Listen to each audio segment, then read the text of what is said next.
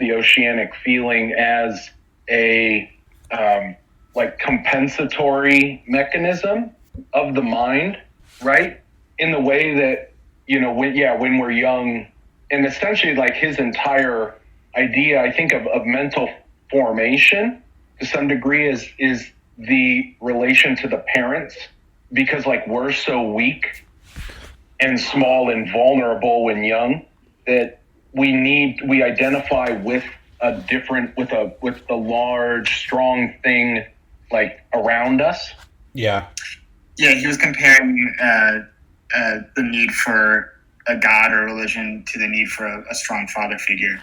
Yeah. How do you guys feel like that oceanic feeling fits in later on when he's talking about like the eros and the death drive? Like, I feel like that's not really present later on, because you kind of think about how he describes people's like mental state in relation to society, and it's, you kind of have like a life or love drive and you have a death drive, but not really like an oceanic feeling. I feel like that kind of appears here and then disappears later. Oh yeah, he throws that out. The second chapter doesn't isn't talking about, like, he starts talking about civilization in part 3 and like continues that theme for pretty much the entire time. I felt like the second part was also like more of an independent section, but at least bridged into like the study of human happiness, where I kind of agree with you, Michael. Like the first essay kind of felt like a one-off type thing. What do you guys make of writing in this style? It's kind of like not really an argument that he uses later, and it's not really like verifiable, but it makes sense, and then he doesn't really come back to it. I don't know. I guess there's. I started to feel like maybe this is what all 19th century philosophy was, because it reminded me of the same way that Nietzsche like kind of goes on about stuff that's not really central to his thesis, just for the sake of going on about it, or because he like thinks it's an interesting idea. Is this what the analytical continental division is? I still don't fully understand that. Neither do I. Nathan, do you know? To be honest, I don't care. I don't care about it. Yeah, I just go. Oh no, I'm just trying to understand. I was just trying to understand what it is, but I mean, yeah, I do think that Nietzsche's a lot like that. Nathan, I guess one thing I'll say, my impression was he kind of brought it up to like address God like psychologically, and he essentially just he found enough reason to leave God aside and to no longer worry about addressing God or the feeling of God like for the rest of the book. That seemed to be one, like. And I think maybe this was more relevant to like his contemporaries, when like people were more, at least identified themselves with being some still like Christians or whatever. Yeah. You kind of have to shut it down early. Well, because he's trying to essentially put in what he thinks is more important, more essential to humans and how we are the way we are and why we have developed civilization, and then how civilization develops us. Mm-hmm. Yeah, and religion can't really be part of that equation. Well, no, it is part of that equation, but it has nothing to do with God. There's a lot about religion in like religious organizations, I'd say, in the book, but he sees no reason to think about whether or not they're legitimate in relative to God. That the organization of humans and human mind is an entirely biological, evolutionary thing. And there's no reason to, have a divine creator that made it the way it is. Right. Yeah, I wish I knew a little bit better about what the field of psychology was like at the time he was writing. Like, I kind of think of him more as like a philosopher of mind. And yeah. Like when I think about him as like a philosopher, it's a little easier to read what he's saying because, then you don't have to be scientifically accurate as opposed to like a psychologist, there is some science implied, but.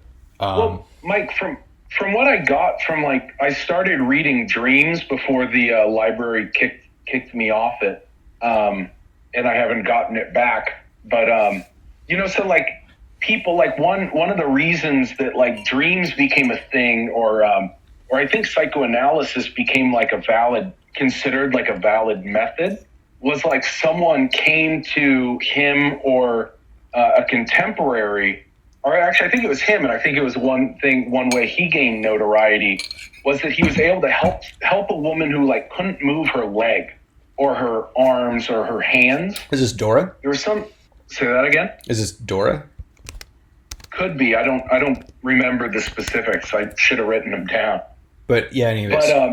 But yeah. So essentially, I mean, people present in life with issues that there's no direct like physiological reason, you know. And so I think the psychoanalysis, or not psychoanalysis, psychology, or the study of mind, arose to like deal with, and it's like I think it originated in medicine.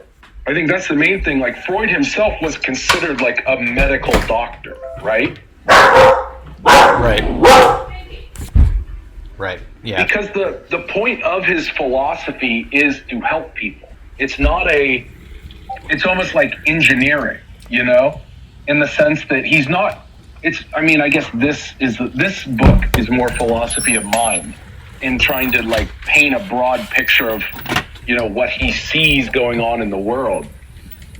But just in terms of like psychoanalysis as a practice, you know, to help people, I think he was coming out of a medical tradition, you know, where a patient comes to you and they have a problem. And then it's your duty as the doctor to help them, you know, fix their problem. Yeah, so that's a good point. I mean, maybe philosopher is not even the most apt term. Maybe doctor. Because there were, there were psychologists, right? Like, I mean, I think like a utilitarian in Nietzsche's terms would be a psychologist. And there was also William James. Well, yeah. I'm not sure how different he was from Freud. Seems like pretty different. Yeah, different. I think there's some overlap, though. I mean, I think you'd have to go back into the text of that time. That would be a major project. We might, if we were interested more in psychology, we might want to look for a book that kind of, summarizes some of the movements and thinking and like origins of psychology. Yeah. Or psychiatry, maybe, would be the more correct. Yeah, I mean, I actually picked up a copy of Eros and Civilization. It took like a week to get it off Amazon, but anyway, do you guys want to move on to chapter 2? Is that the Marcuse one you guys wanted to read after this? I would be into that, but we could definitely. I'm open to anything. Oh, were you not feeling that? I'm into it. Yeah, I might do audiobook actually. Oh, sorry. No, I meant Ed. I don't listen. I only read like half of the book every time, so I feel like I don't get to see this. I'll read anything you get in front of me. Yeah, it's actually hard to find. There's no official audiobook or no like Audible. Audible's not pushing any audiobook for Marcuse, but I did find like a fan reading on YouTube. Come. Those are always good. Pancake, come. You get the guy coughing and everything. God damn. Yeah, I was actually thinking about doing some for books that I wish there were audiobooks for. That'd be cool. Just need to get some. Let's go. Oh, sorry. No, it's fine. Sorry, I feel like there's like a 3-second lag between every time you guys talk, so I talk over you guys all the time. I apologize. Oh, no, do it. Otherwise, I may just keep talking. That's one of the problems with the internet calls or any of these voice chats. It doesn't have that direct. I can't see your body language of you wanting to like insert. You know what I mean? Yeah. Phrasing. Yeah. We would get if we were across from each other in a real conversation. Michael's typing brackets. Oh, sorry. I was wiping some water off my screen. I had typing brackets. But yeah, he just chatted a couple brackets at us. I don't know what that means. Oh, sorry. I don't know either. Bad. We can move on to what was that? That was the one about happiness. That one, that was probably my favorite one. I don't. Can you remind me? I mean, I just read it, but I kind of put it all together. I don't have the same like chapter cutoff way. Yeah. So let's see. I'm actually going to the summary here. So basically, what I remember is that he was talking about that the essential, like, humans look for a purpose in life. He talks a couple different ways that you can find a purpose, but says that you're probably not going to find one. But that really, like, the purpose of human life is that humans are trying to find happiness. And I think he talks about two different ways you can do that, which is you can try to maximize pleasure or minimize pain. He talks about some of the asymmetries between pleasure and pain. One of the more interesting ones he mentioned was that, like, acts aren't, like, pleasurable in themselves. It's that we build up kind of expectations or needs for things. I guess like, in my mind, I'm thinking of somebody like that wants a cigarette. Will feel like the need for a cigarette and then get that nicotine burst and, like, feel like intense pleasure. But then, once you've gotten that, like, it's almost like you, like, emptied a balloon or something, and now it provides some comfort to continue smoking after that, but you need to, like, build up the need again before you can experience that pleasure. And then he goes through a bunch of different ways of finding pleasure, and he talks about or not finding pleasure, but, like, dealing with this, like, pleasure and pain dichotomy. Talks about, like, Eastern meditations. He says yoga, but I think he's referring generally to, like, Buddhism. Well, it's like the ascetic practices of, like, Indian holy men. Yeah. Right? But he says that another interesting thing, he was saying that, and then the interesting thing about that was, like, that's, like, tempering your needs so that you don't, like, feel those needs anymore. But he says that when you do that, like, the pleasure you get from meeting needs, like eating, becomes much lower. So there's, like, this wild animal kind of need. Like, he kind of talks about, like, sexual taboos, or, like, let's say, like, voyeurism or something like that, where you have this animal need, and when you meet that, it's met with incredible pleasure. But then when you temper that and you're kind of, like, reel that in, then you're also reeling your capacity for pleasure in. I don't know. Yeah, go ahead. Oh, I guess I maybe don't remember that as well, because I think that's something I disagree maybe the most with him. Because, like, I actually think about it entirely the opposite way. Like, the more you well, let me put it this way. Like, I've done a good bit of fasting in my life. Mm-hmm. Like, I've done, like, Ramadan style fast. I've done, like, a week just water. Wow. Like, I've tried different sorts of fasting, but, like, one thing you really when you fast, you smell everything so much more richly. Like, like, the world just acquires an entirely different, like, character. Like, in a certain, it's just like the way that hunger, that saying, hunger's the greatest spice. Yeah. Or, like, in the Victorian period, in a certain sense, I mean, there's the, like, repression of sexuality. In a certain sense, it makes, like, all the most, like, just a glance or whatever, so incredibly sexual and, like, passionate, something that would have just been like, oh, they're just looking at me or whatever. Like, someone was talking about, say that?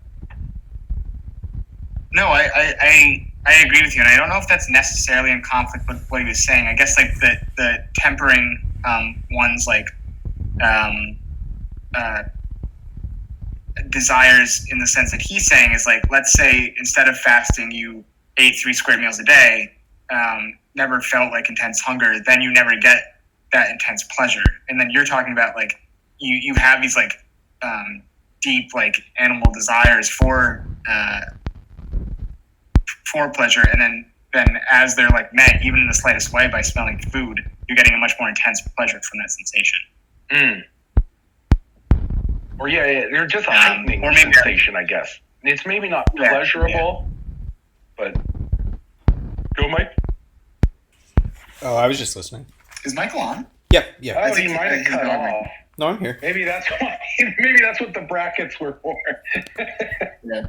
And I accidentally. Oh, he was on mute for a second. Yeah, I guess I muted myself. Sorry about that. I was listening though. What did you think of the character?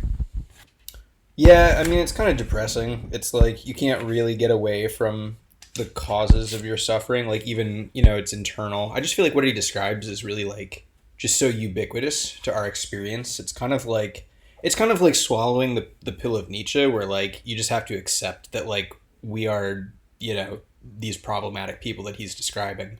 And then with Freud, we operate in the exact same way. To me, it's like you said, you disagree with stuff. For me, it just seems like I'm almost completely in line with what he says. I think he takes it a little too far sometimes. Like, I don't really buy like castration anxiety or the Oedipal complex or stuff like that. But like, I would say like 75-80% of what he says, it makes perfect sense to me. Mike, I think I might have used a different book than you, or a different version, because they didn't mention, or I didn't really get anywhere they didn't really talk about like castration anxiety. Yeah. He doesn't talk about it. Or maybe they talked about it, but just in plainer English. No, I don't think it's covered in this book. But he did talk about the Oedipal complex at the end, kind of like how society is formed by like brothers who've banded together to kill like the cruel father.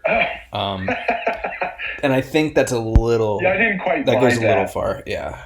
Yeah, well, I guess I didn't. He didn't seem to be like. The only like incestuous thing that I remember him mentioning was from like the perspective of like pleasure seeking, like how like sad a thing incest is, but that it was like because it's like, here you have the potential for sexual gratification like right next to you, but you can't like fulfill it. Right. Or what did he call these? She wrote it down. It was inhibited love. Yeah. Or aim inhibited. It's so hard to say what it is, though. I mean, there's definitely some sort of like libidinal feeling towards like your parents individually, but I don't know. I feel like there's multiple ways to get there. It's kind of like how you have this, this general oceanic feeling, but like maybe that's a bad example. You have like this love, this eros, this love instinct, but it could be like. I think he says it could be multiple things. It's like suppression or sublimation, I guess, of any sort of like instinct that you're, or didn't he say that the familial love was a repressed version of eros? It's just society's norm suppressing that and saying like with incest taboos and stuff like that. It's the same feeling. It's just the superego is controlling it. Yeah, that sounds right. I feel like it kind of. Maybe this is the version I had, but it didn't speak much of eros, or it didn't use like the terms like eros thanatos. It just talked about, what is it, like sex drive or whatever. But I just, the interest. Sorry, what's up? It must have translated. I think, mine said eros and thanatos. Okay. Yeah, it must have been just the version, the way they copied, but I guess because the main thing, or the way that this version made it sound was not as, it was just more maybe common language.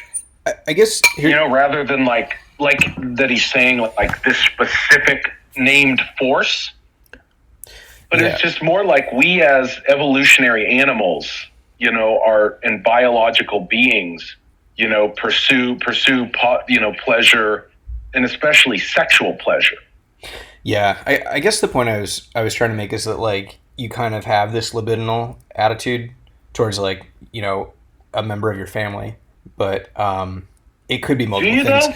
Like, because like I guess here's where I'm going with this is like I think potentially the entire concept of like a mother is like an object. It's like displacing. Sorry, what is it called? It's objectifying a person. It's like the first instance in which you objectify a person because like you utilize them. And so they stop having personhood in your mind. They have, they're an object instead. And then I think that that's very different than what he's saying, which is that like they are an object they're, used for like sexual gratification, or you would like to use them for sexual gratification, but can't. And I feel like you do sort of end up both of those ways as having, weird feelings towards your mother or sister or whoever in your family, but there's different ways to get there. I guess I didn't see, especially with like the mother, it wasn't so much like sexual as it was your like, because like not everything in life is sexual, right? Like, or at least, I mean, what was that metaphor? I like that metaphor. It's like when our sexuality settled down with us, or when men's sexuality settled down with them, rather than like a surprise visitor. Yeah. Did you guys get that one? Like, I just thought that was hilarious, like rather than, like other animals go into heat, right? How for us, it's kind of like a constant thing, and how like that we wanted women to be near us. It's kind of like his myth story for like the origin of like family or like marriage or like domesticity. Mm-hmm. Yeah. But I think eventually like what you pursue in society is in a sense it's libidinal, but it's also sexual, I think. Like I think and this might be like way too Freudian for Freud, but like you sort of sublimate your sexual desires, you displace them and you put them on like, you want to be famous, you want to be rich, whatever this like, desire you have that's non-sexual in nature ends up becoming like almost part of your sexualized identity. Like it sort of wraps into this whole conception of who you are, and then that's part of I think that's part of your sexuality. Like but then that's your theory or Freud's? I don't know, I might just be repeating Freud back. But then I think what the effect of that would have is that like things you end up pursuing them through like for a displaced sexual reason. Like you end up like the pursuit of like money gives you like some level of gratification, and then you have to grapple with those feelings of gratification with like people denying you them, and then you go back into the cycle of like civilization denying you your own gratification through like this new sexuality that you've created. Did that make sense? I think that.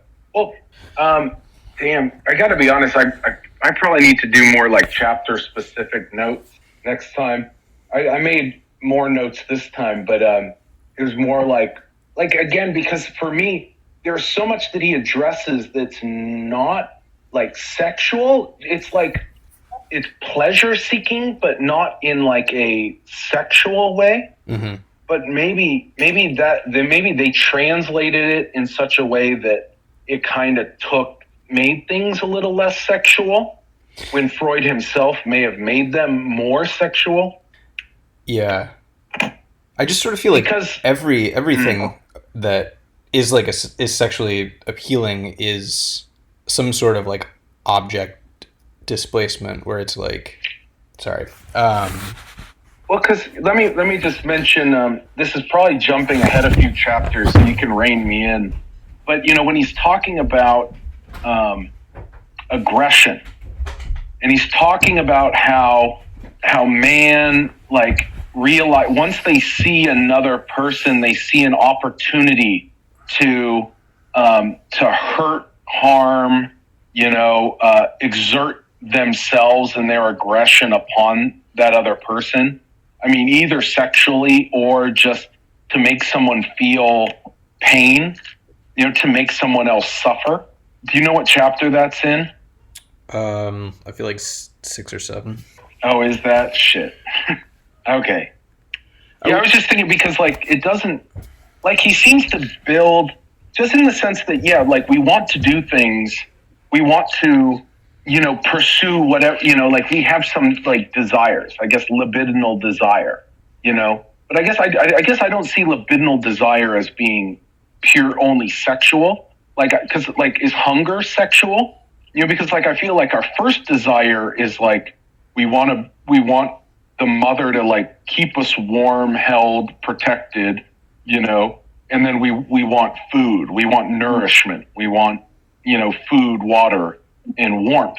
Those are like the things that I first see as like libidinal, the like primary libidinal drives, at least as far as like when we're babies. Yeah, I mean, I guess the point that I'm trying to make is like maybe there is no innate sexual desire, and maybe it is just all psychological displacement. Like your entire sexuality is the result of internalizing civilization and like inserting yourself into it. And then it's like coupled with the physical acts, the physical act of like procreating. But those two things, like your sexual desire and then sexual intercourse, are like not inherently related to each other. It's just the product of like what civilization has done to us as we grow up. Sexual desire is? Yeah. Or you're talking about the form it takes in our current? Because no, I mean, in a certain sense, physical desire, like the thing that we have in civilization is the problem because we can't directly go after it, because like in a certain sense, civilization works by controlling our sexual desire. Mm-hmm. Because if otherwise, you just have, because essentially in a certain sense, like the barbarian is the one who just does what he wants, right? Yeah, it controls it, but I guess I'm also saying it shapes it. I mean, not just Mm-hmm. shapes it, but is responsible for it in the first place. I don't know. I mean, I might just be conjecturing. Without civilization, we wouldn't have sexual desire, you're saying? Possibly. I don't know. It's really hard to do as a thought experiment because you can't, like, take yourself out of society. Right. Oh, actually, that's a good point. He kind of like some of that stories, like the people settling down together. That really doesn't conform to biology, because in a certain sense, like we were together in groups before we were human, right? Mm-hmm. In terms of like, if to the degree we understand our biological history. Yeah, right. Yeah, I mean, primates, probably even before primates. Yeah. Freud must have known that too, right? At that point. I mean, did he talk about primate behavior being different? I know he talked about like termites and stuff, but I guess I missed him saying that this was like a uniquely human thing. Well, he said that that's the first block of civilization. I don't think like the first block of civilization is the family unit, but I don't think he specifically said that it started in humans. Like there are civilizations of like lesser order in other animals, I guess. Right. Actually, a really interesting book is Jane Goodall. She has this book on like chimpanzee society, and goes into like their. Yes, Sarah Lamella has that still. Oh. I think she forgot to return it before you left. Oh, is that my copy? No, she has something else, I think. Yeah, I'm pretty sure she has a copy of a Jane Goodall book from you. That's okay. I'll just get a new one. But correct me if I'm wrong, but did Jane Goodall ever confront the violence in chimpanzees? I mean, yeah, in this book it's covered. It's pretty bleak. You don't want to be a chimpanzee. Yeah, definitely not. Yeah, I always recall her being kind of like, it was all very much like, oh, the chimps are like it was almost kind of noble savage. But I guess that if she's talking about like chimp aggression and, then it's probably worth checking out. Yeah, what I learned is that when the female goes into heat, all the men go in order of dominance. Yeah. It's crazy. Well, that's the entire, and that's what dominance refers to, right? Like sexual hierarchy in terms of like male or female hierarchy is who goes first in mating order. I mean, I can see it. Well, I mean, not in the sense that like, oh, we just observed it neutral, or not like as a neutral observation, but more as like oh no, that is what we mean by the term like dominance. And, like, because like in the sense of in the evolutionary framework. Yeah. You don't look at like the chimp who's like up giving speeches or whatever. You look at like the chimp who's like mating first, or like, has priority towards like the female, which I mean usually ends up being like the most successful in like violent confrontations. Right. But I mean, I just thought it was like not, oh, who's the most violent? Oh, look at, they're the dominant ones. Oh, look at, they also get the females. It's like the other way. It's like, that's my understanding, at least. Yeah. I mean, I wonder if you even have to say that like if chimpanzees, or basically if if there's evidence that our ancestors would have thought this way at a certain point back in the evolutionary tree, then like it's probably still like in our primitive brain somewhere, and like we extend it, but we don't have something like completely different. Like it would have to have grown from that state of mental being. And like what chimps don't have is a family unit. Like the baby chimps that are born, it's unknown who the father is, and so they're just all raised in a group. Well, you have the mother. Yeah, you have the mother. Right. Like the mother knows who her kid is. Yeah, sorry, but like they're just okay, you're right. So that is a family unit, but there's like. No do you remember there was a story I heard about? I think Diane Fossey was the one studying gorillas, and like she never observed like violence, like within a gorilla pack or whatever. But eventually, like they found like a young gorilla, like a baby, had disappeared, and she realized that, or someone realized that, like the dominant female had eaten the child of the less dominant. Had eaten it? Yeah. Jesus Christ. Had eaten like a female's child lower down on the hierarchy. Wow. And it was like one of the first, like scientifically or like observed examples of like gorilla like violence or like internal violence, I guess. Yeah, maybe they have some amount of cannibals the way that we do. It's just a fixed percentage. Well, because chimps aren't generally cannibals, I don't think. Well, yeah, I don't know, but I mean, we're not like, oh, this one you just like it has like the cannibal gene or whatever, right? I have no idea what causes cannibalism. I mean, I just figured. Do we have that many as humans? Do we have that many cannibals as humans, Michael? I mean, we have a few here and there. Ed Gein, Ted Bundy. I don't know. Okay. All right. Hey, maybe. Well, like, but what do you guys consider? Like, do you not consider people who like murderers? You don't think of them in the same category as cannibal? No, I like think someone within the same tribe who, like kills someone, or like say like serial killers, like people who just like kill other people for like the fun of it, or. Oh, I thought you just meant that's people who have murdered. Serial killers, I don't know. I mean, there's probably still some variation within serial killers. They're not all cannibals, but I mean, yeah, you have to be pretty sick to be either. No, see, I'm not saying I'm not saying they eat people. What I'm saying is it really that far in terms of like if you were looking from outside our species, is it really that far a jump from those who kill others within their tribe to those who kill and then eat? I think like as a matter of like objectively no, but the way that we perceive it, yeah, there's a big difference. Oh yeah. There's a huge difference in our perception. I just think objectively they're not that far. That was the only point I was trying to. Yeah.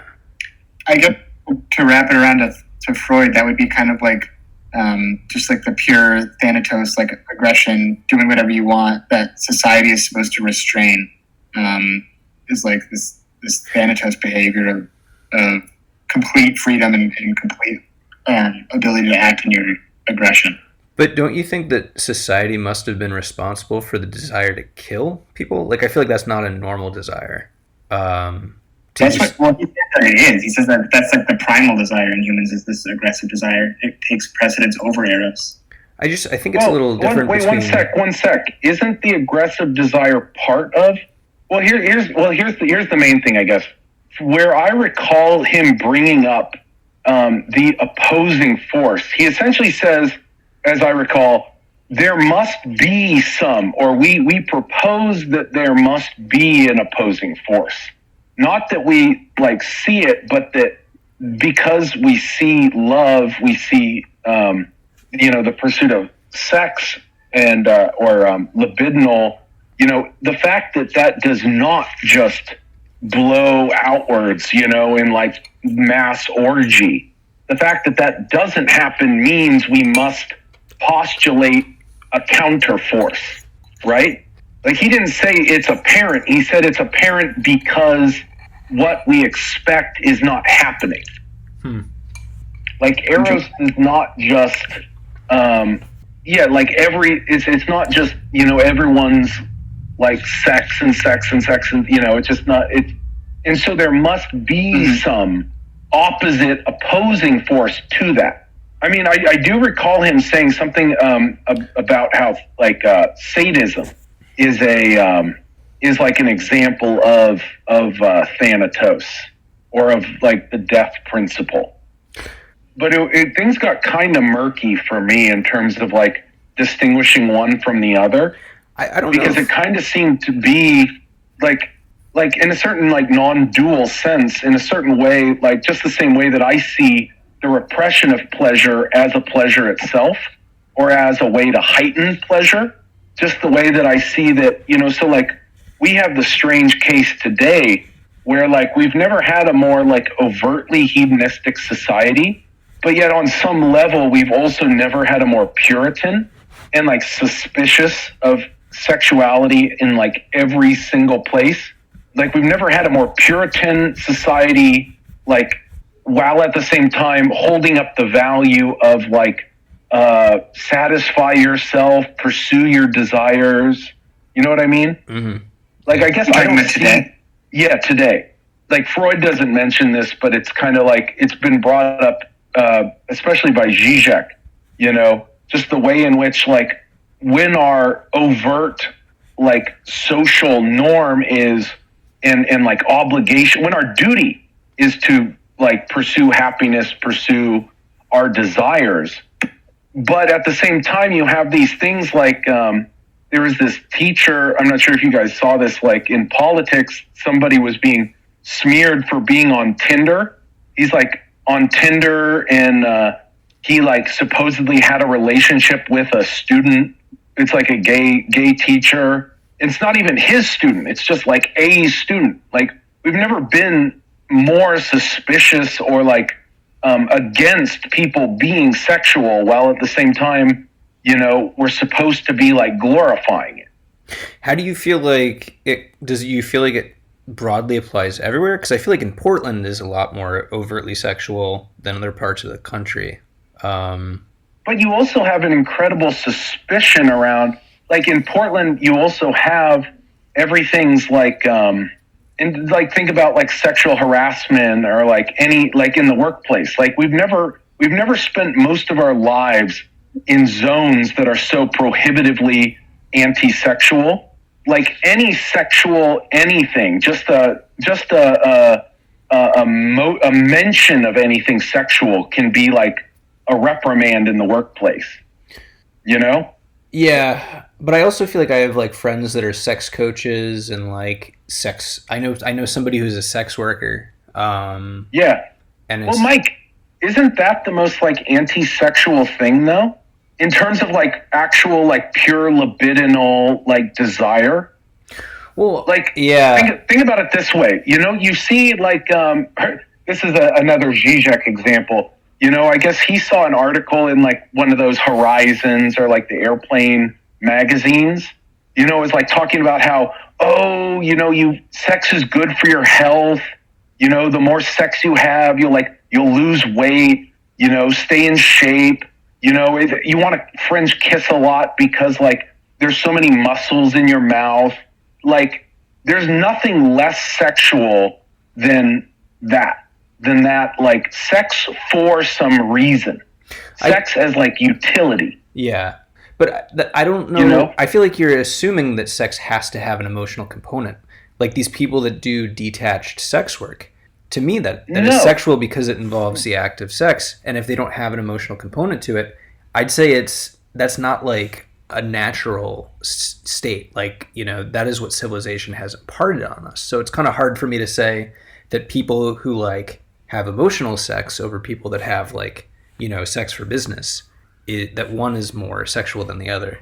But Mike, isn't the essence of, in to some degree what Freud is talking about is that there is a certain part of ourselves that essentially sex is the manifestation of libido, right? Like that we have an internal drive, Mm-hmm. we have internal, or just some force arising within us Mm-hmm. that unrestrained would lead to sex, to what we call sex, And Yeah, I guess we would have to. Otherwise, we wouldn't have it. But it's just so. I got to be honest. The whole like sex coaching, like that's just so horrific to me on some level. Why? Or you see people in the gym doing doing reps of like getting their muscles and or sorry, this was kind of a funny one, like a guy like doing like a humping motion, but like weight resisted, like building up that force. Like, yeah. Isn't there just something incredibly machine-like in that? Just inherently sexual in the sense of like real, like human interaction of our full human selves. I think I see in. Sorry, go. I think it just totally depends on each viewer. It's like that might be like aesthetically unappealing or aesthetically appealing. And I think, I don't know, like I would see people doing that and it would never cross my mind that they were doing it for sex. But now that you say it, it makes a lot of sense. I've seen people doing it and never really put that together. Sorry, go ahead. What were you saying? No, nothing. No, I'm enjoying this conversation. I'm trying to like kind of pair or reconcile what you're saying, Nathan, with how our society is simultaneously the most sexually expressive and most repressed it's been in different ways. I think. No, go ahead. Oh, sorry. To bring a very recent example, did you guys see the trailer for that movie Cuties, or have you heard about this controversy? No. Is that the movie? Go ahead. Yeah, explain it. Yeah, it's the young girls in the dancing competition, and so the thing is, like from what I saw of the commercial, it's a very formulaic. You probably know this story. Like it's the same as like the Sister Act 2, Breaking the Habit. There's a kid in a repressive house. Their parent won't let them, express themselves. It's telling them to like put on the veil or the burqa or whatever. And she's like, no, I want to dance. I want to express myself. I want to live, and it's like a, preteen girl, and then it's like, oh, there's a bunch of girls and they kind of like run away from home and they like form a troupe and like go off and compete and like win the dance competition. Like you get that archetype of a story, right? Like that's not an unfamiliar story in our culture. Right. Or like Footloose, the repressive church father won't let people dance. Right. You know what I mean? And like dance is like the most like sexual of any of our art forms, right? Yeah. It's the body in motion, in ecstasy, like moving to the rhythm with another. We're talking about tap dance, right? I'm talking about all dance, even tap dance. Yeah. Nothing turns me on. I don't know. I don't know if we're more repressed. I think just like the power dynamics are changing around so that like groups that were previously, I don't know, like sexually disenfranchised are now becoming like more successful sexually because they have like identity, they have power like in their identity. And then I think it's also kind of shifting a little bit where like they have the ability to deny sex in a way that they didn't before, like calling. Are you talking to women? Yeah. Yeah. I mean, I think it's largely, yeah, I'd say that's a fair characterization, but also kind of like, queer and that angle as well. Well, I guess the thing is, it's like I just go. Yeah, just to finish what I was I feel like kind of like what Michael was saying is that we want to give people as much sexual freedom as possible, but we know that sex carries a lot of like gnarly things with it, and that if you give everybody like full sexual freedom, a lot of bad stuff will happen, like rape and harassment and stuff like that. So we're seeing this like raise in like this is kind of like sexual awakening, but also like putting these restrictions on things, because we know as people become more sexual, you do need to restrict a lot of areas and make sure everybody's like kind of on the same page, so gross stuff doesn't happen. Yeah, and I guess I don't really think that it would be an orgy if, there wasn't some sort of like repressive force in society, because women do have to be selective about how and when they have sex, because they can end up with a kid. Sure. But I guess I'm just trying to make the point maybe that we're less repressive than we used to be. It's just the people that are allowed to be more sexually expressive are not straight white men anymore. It's kind of, that's what I'm saying. It's like the power dynamic has shifted a bit, which actually kind of means if there's, sort of a power binary, like either you have it or you don't, when you don't have it, does it mean that like you become somebody else's sexual object without being gratified? Or does it mean that you are just not able to gratify yourself at all? I guess there's not that much. Sorry, say that again? Yeah. So like, let's say historically women have not had a lot of power, right, in how and when they have sex. And now that's changing and men are having less power. Or rather, the power is balancing perhaps.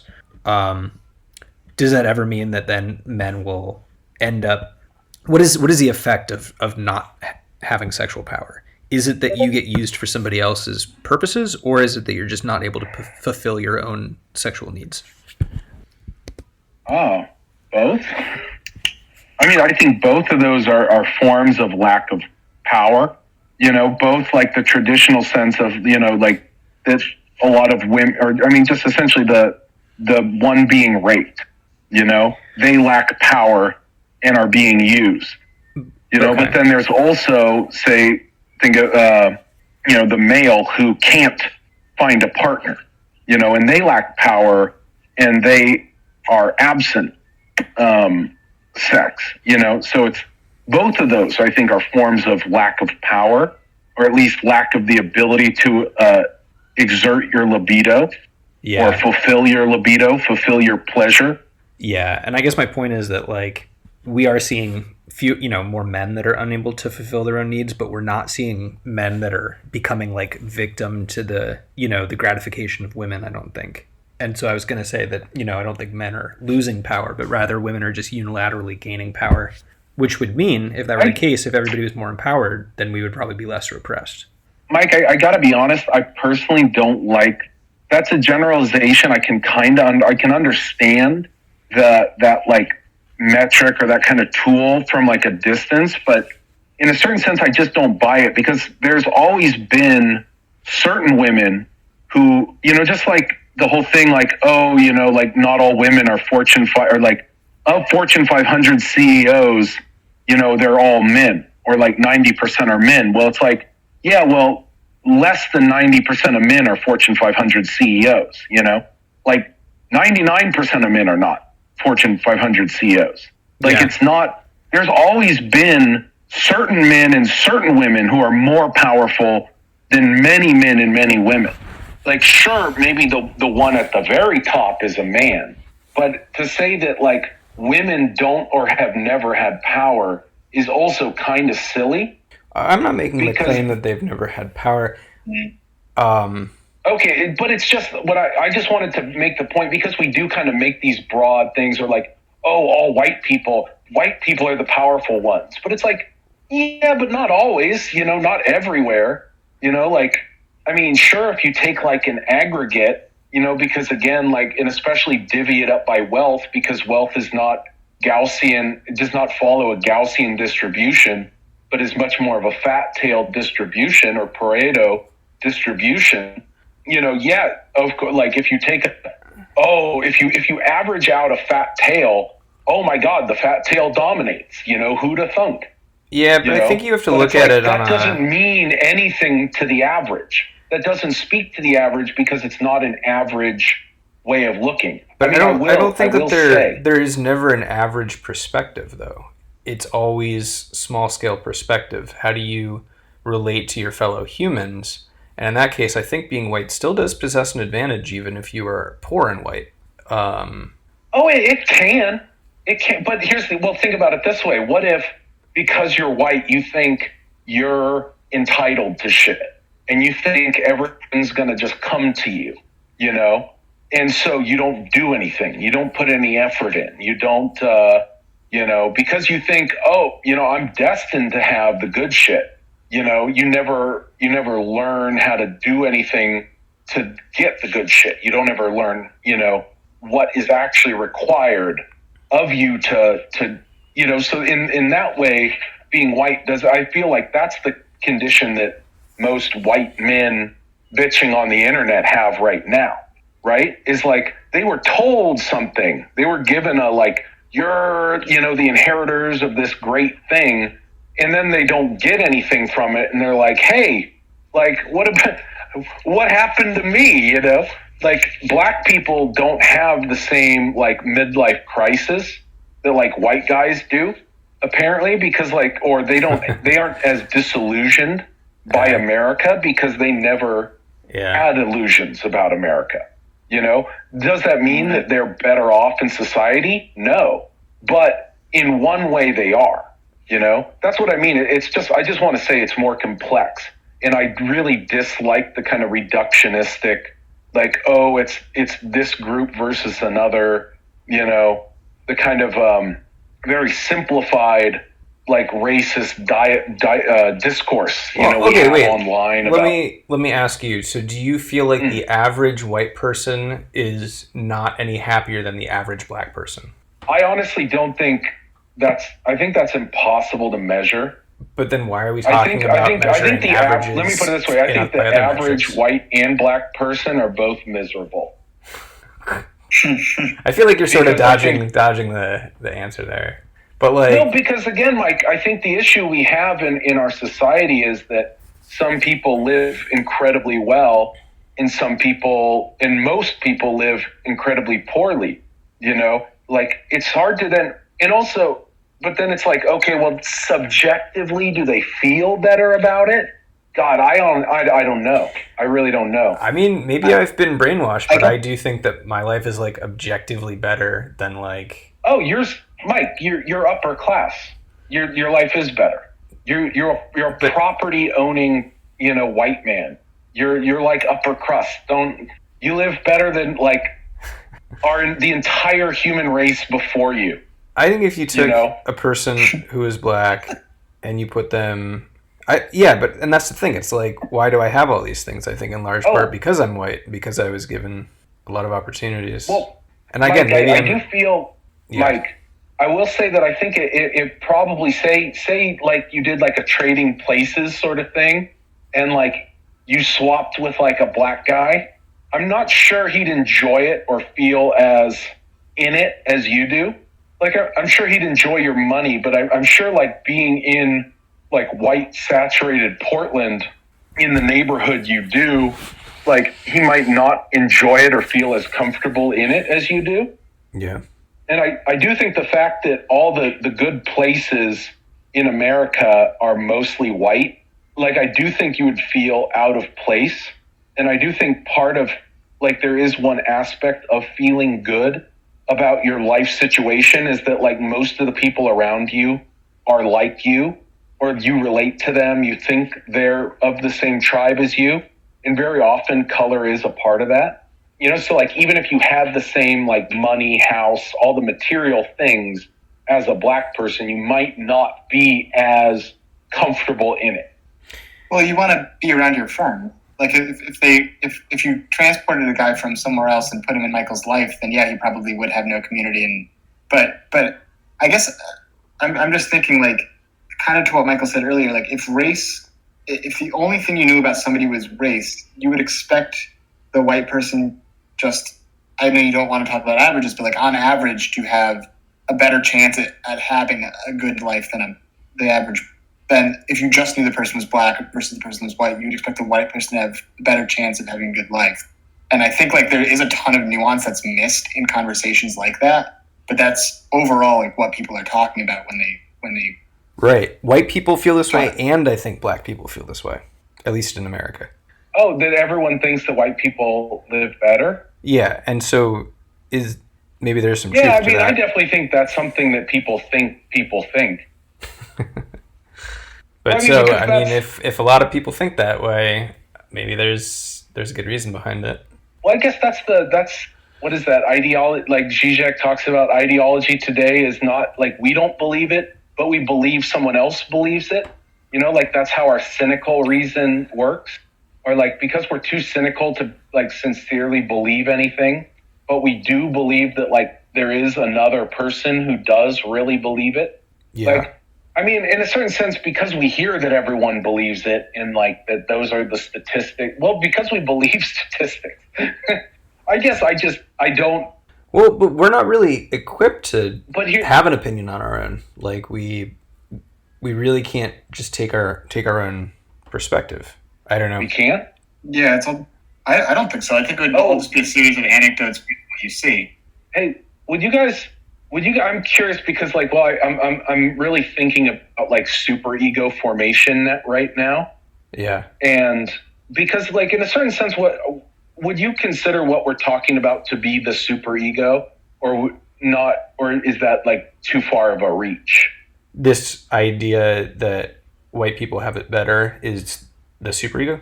Yeah, or that something that we all Yeah, know that, I mean, because we are talking about what's that- just as opposed to what advantages us. So in that sense, you know, we're pursuing justice over our own advantage. So I would say, yeah, that's the superego. Wait, what? Wait, how did we get to justice? Well, I mean, we're talking about if you take the idea that white people have it better, then necessarily it follows that there must be some justice that must be made. And this sort of moral reasoning, I would say, is in the realm of the superego. Yeah, Well, because we're not Isn't- taking isn't- a position that that advantages us maximally. uh-huh. The position to take would be for us to be, racists and oppressive white people who Uh-huh. would press our power to our advantage. That would be the id. Yeah. Damn. But maybe it's not. I mean, I don't know. I think you can only understand race on a very intellectual level. You don't really, I don't know. And if you have internalized, like, hating somebody because they're black, I don't think that's the id either. I think that's probably just some sort of, like, projection the way that we do for things that we find, like, sexually desirable. Well, Mike, I'm really curious how much of the race thing or the way that we segregate ourselves via race is also part of trying to fit ourselves into this, like, this system of, or of this whole, like, story. Like, it's just kind of, so, like, it was on Very Bad Wizards. They had an episode, they were talking with someone about empathy. I think I forget the exact episode. It was relatively recent. But he was talking about how he'd done they had a guest on, one of their friends, and he wrote a book kind of against empathy as like the highest virtue, so to speak. And one thing he said was that kids, like very small children, like they will tend to like pick someone whiter to them, or like they try to look for someone who's like similar to them. But like one thing is that kids, when you're presented with a white child and a black child and a white child who speaks with like a French accent, they'll prefer the black child to the French. Like that there's something like in terms of like how we distinguish like who's one of us, like, or who's like us. Yeah. Like color is almost less important than like accent, and especially like the French accent. Interesting. That tickled me so hard. Yeah, I mean, hearing I that. feel like if we were to find a society that was truly egalitarian in terms of race, then it would show that when things are not egalitarian because of race, it is, not the natural way of being. It's something that we have conditioned ourselves to do. Yeah, I guess, and I also just wonder how much of the way in which we talk about race and like everything kind of comes down, everything is like a result of racism, like historical racism, and like that's the most important thing. And like how does that divide us and like prevent people who could otherwise interact and be friends and be closer to each other, like how often does that actually create a divide amongst us, you know? Like I've been thinking for a while how like I almost feel like there's some race war is inevitable just because that's how we're so damn determined for that to be the most important thing about us. And so if like, and it just seems like it's said that it's like, oh, we're confronting racism or whatever, but it also on some level we're not confronting history, but at the same time we want everything presently to be about race, you know, and like to the point where people are saying like on Twitter you can't use like black reaction gifs because like there's something essential to being black that you cannot understand, you know. So like there's a group of people, it seems, or there's this air about the internet that we're not allowed to relate to each other. Yeah, I mean, there's always going to be people pushing the Overton window, but I don't think we can look at it like a static thing. I mean, racism has been in America since its inception, and I think that things are trending in the right direction. I don't think that there will be a race war. I think that things will slowly get better over time, but yeah. But you also see the pie shrinking, right? See the what? The pie, like possibilities. Like be it the earth, how much the earth can support, or, I mean, don't you see that as like decreasing or diminishing? Yeah. How does that in the future relate? Yeah. I mean, I think we've talked about this. I think we talked about some it time out last from collapse. time Yeah. But well, just because in a certain sense, the vibe, the feeling I get on the internet and in our society is, and like why we're trying to create these clear lines between our group and another group, and like why there's so much like this person needs to be like put, like, let's call it cancel culture. Or I guess some people call it cancel culture. I guess. Yeah, just canceling people. Maybe that's too weighted a term right now, but just in the way that people are trying to get other people fired. Right. You know? No, I think it's bad. I mean, that stuff is bad when it's improperly applied. But no, well, here's the thing. I think the reason why that's the dominant like thinking is like is because we don't see there as being as much to like, there's not as much booty to spread around, you know? There's not as much like surplus. And so we need to eliminate the people, like, so that we can have enough for ourselves. We need to make sure that there's as few people, you know? Like that's potentially not in like a literal sense, but in the sense, say that again. No, finish your thought. Finish your thought. Go ahead. Yeah, no. So it's just that what do they call that? Scarcity mindset. You know, I just think everyone's in this. Everyone feels it. Like, and I just feel it in the air. Like that. I feel other people are feeling this. I just think that people are going to, because that's what they feel. Like it just seems like it's going to be a self-fulfilling prophecy. Eddie, what were you saying? I think you have to separate. I think our discourse is not great. What's up? Oh, sorry. I was saying that I think our discourse, I agree with you, is not great. Like the way that we communicate through things like Twitter, Facebook, and social media is like super divisive and kind of gross. I don't agree with like kind of how we're going about certain things or how we're treating people that disagree with us. But I also don't think that necessarily invalidates like all of the concerns being raised. Like I do think, that people having like a raw deal throughout history. It's just that, you know, some of the ways and maybe the way we see it in Twitter through both like the way things are retweeted and brought to the surface is to see the most controversial actors and the most controversial opinions. I think I do like also feel like the same way as you, just that I don't know, like this is not great the way we're communicating, and it might just get worse with how technology works once more and more people forget like what it's like to not communicate just over Twitter when we have people turning 18 now that have always had the internet. I think it could get a lot worse. But I do think it's still worth pushing all these ideas that are being pushed right now. Yeah, like Nathan, don't you think it's still compatible with being not not a slave to your superego. Like even people who are, fulfilling their needs and being gratified are occupied with social justice.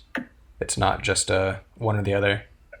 Here's what I think. Well, to bring it around to Freud, first of all, I don't think Freud is entirely saying the superego is a bad thing. Right. Because in a certain sense, one civilization does that I think points out, or he does point out, I'm sure, I just forget exactly how it's said or translated, but that civilization essentially has worked. It has been an incredible force towards turning the entire earth into something that is hospitable to human life. Right.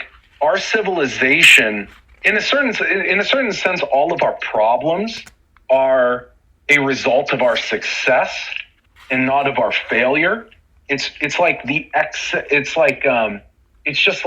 to achieve success. It's almost like we've eaten a delicious feast, but now we have we've got some major bowel issues. You know what I mean? Yeah. It's not separate from what has been good. So universally good. What's your view on what it looks like to navigate civilization well, to be in society but maximize your return? I couldn't find it again. I really want to find the direct. I forget if it was in a footnote or what, but he said just perfectly. Yeah, there's 3 footnotes that are just all the book to me. But one of them, it was talking about how we raise children to believe, and we tell children that everyone else, that they need to be good because everyone else is good. Yeah. And that we're essentially throwing them to the wolves, or because we raise children without the overt acknowledgement of human aggression and evil, that we're not really preparing them properly for what reality is. Is there an overt aggression though? I mean, what's up?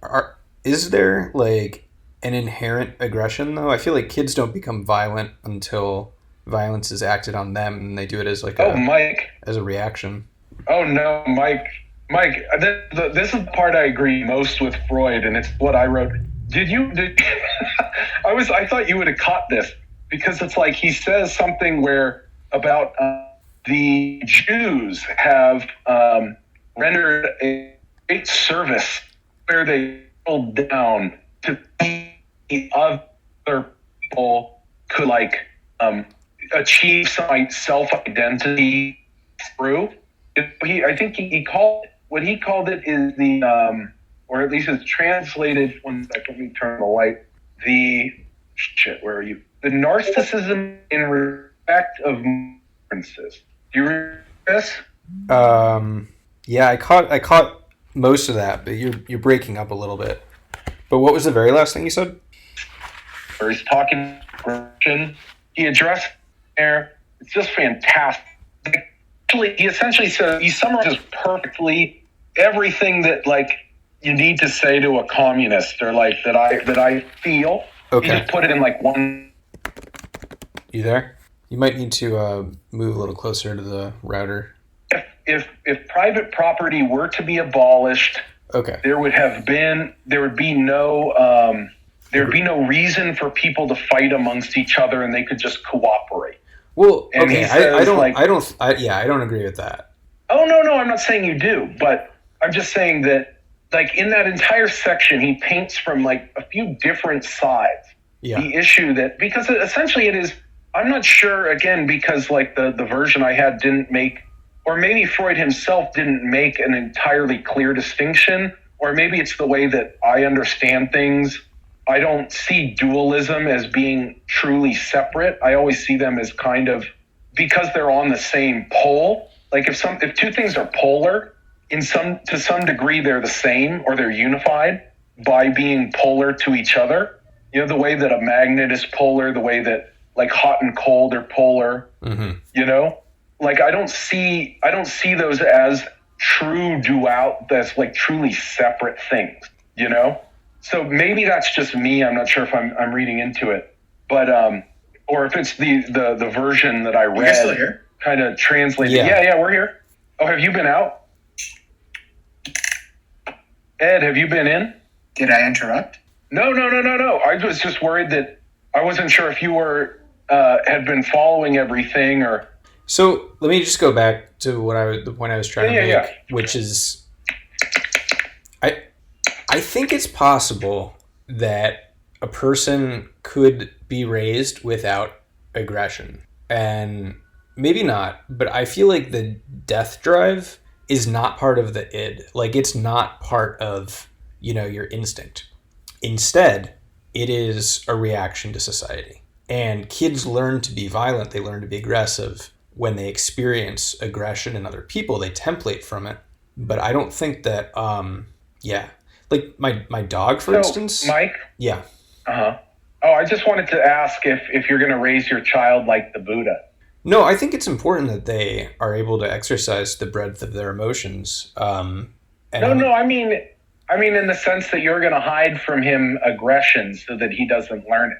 Oh, I didn't know that was what they did to Buddha. Well, don't you know the story of the Buddha? The father received the prophecy that his son would either be a great king or a great spiritual leader. So to make sure he became a great king, he hid from him sickness, death, old age. Okay. He was constantly surrounded by pleasure, good food, beautiful women, and one day, like, I guess the story is told as though like a god interfered and a god came and like Mara came and like pulled him out and like led him outside the palace walls, and out there he saw the sick, he saw the dying, he saw the hungry. And he realized, like, oh shit, like there's bad things in the world, and so that is what drove him to be the Buddha. Yeah. No, I don't think I'm gonna. That's what turned him onto the spiritual path to fight against the suffering of all living beings. Right. I mean, this is just a myth. I'm not even sure how Buddhist this is, or if it's just what I've heard. Yeah. It's like the Buddhist, like why the Buddha is the Buddha. To some degree. Right. Yeah, I don't know. I mean, that's the thing though, is in a certain sense, I don't believe, because here's the other thing, that he talks about how, or he then kind of brings up, well, like say you were in a state of nature, or like, because we have been in a state of nature, because we can see that in other tribes who are closer to nature.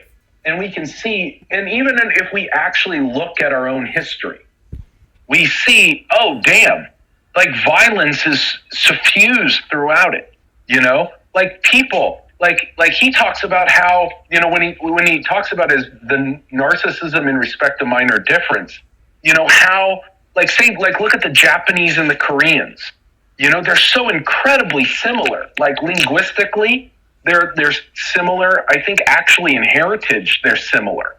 Like they're like cousins, or like the English and the Scots, or God, I forget what other. He brought up a few other examples, but essentially they're close to us, but they're not. Mm-hmm. Or like there's a lot of tribes I've heard of where, or like I think it was the among the Eskimos. I forget the Inuits. And one other tribe. There's like two major like tribes in Alaska. Like one was like I think they were like salmon fishers, and the others were like on the ocean, or like some used snowshoes, the others used like kayaks.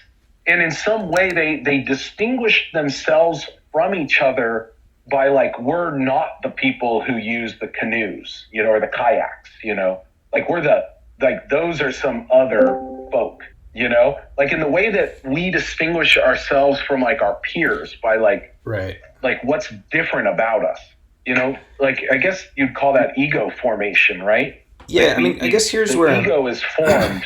What's up? Well, here's why I have such a strong reaction to what I've been saying and advocating for things like social justice, even if, what we want underneath it all is not that, which is the alternative is really just dreary. I mean, and really bleak. You know, even if you're winning, it's so lonely. If you're at the top, is that even a good experience? I don't know. Yeah. You mean like being an Ottoman prince? Right. Like you gotta, as soon as your father dies, you gotta book it for the capital, and the first brother who captures the reins of power kills all the others. Yeah. So like the best place to be is like not in the 1%, but at like at 20% or something like that. Oh yeah. Yeah, like where you are, right in the middle. Not too rich to be stressed, not too poor to have to be hassled by all the issues that entails.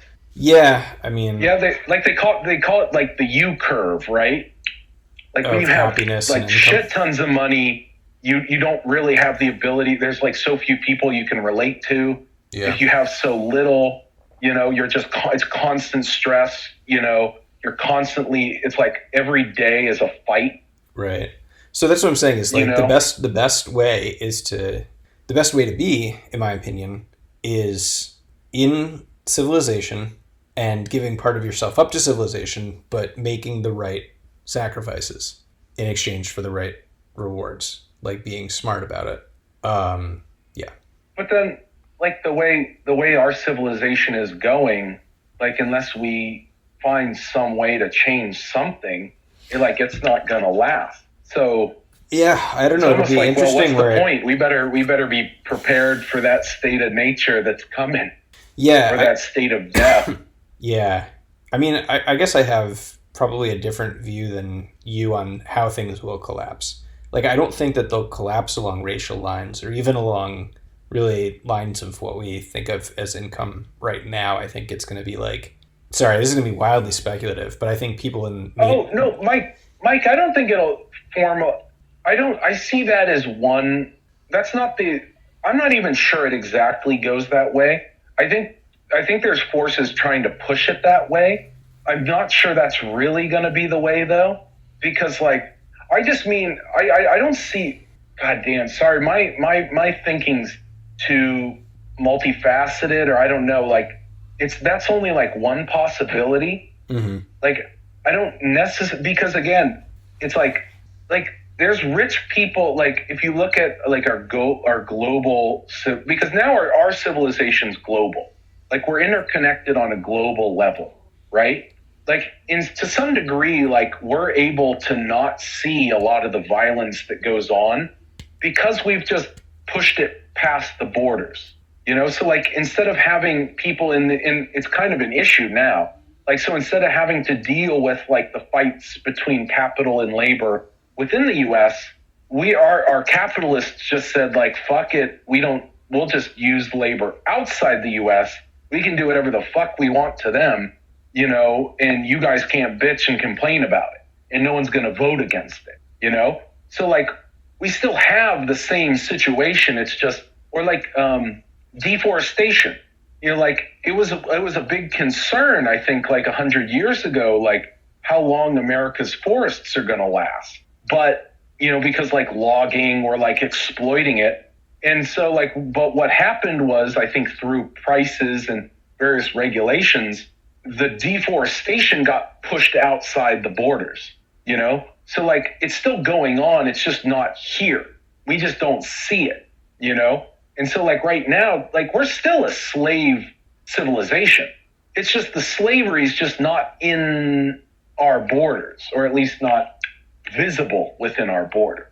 But it's because everything is connected, you can't really draw lines at a border and say America stops at the border, mm-hmm. because it doesn't. There's just it in terms of how our money system, how our productive systems, how all the different interrelations, social relations between people pass through borders. Well, land stops at the border and military stops at the, military does not stop. Military allegiance stops at the border.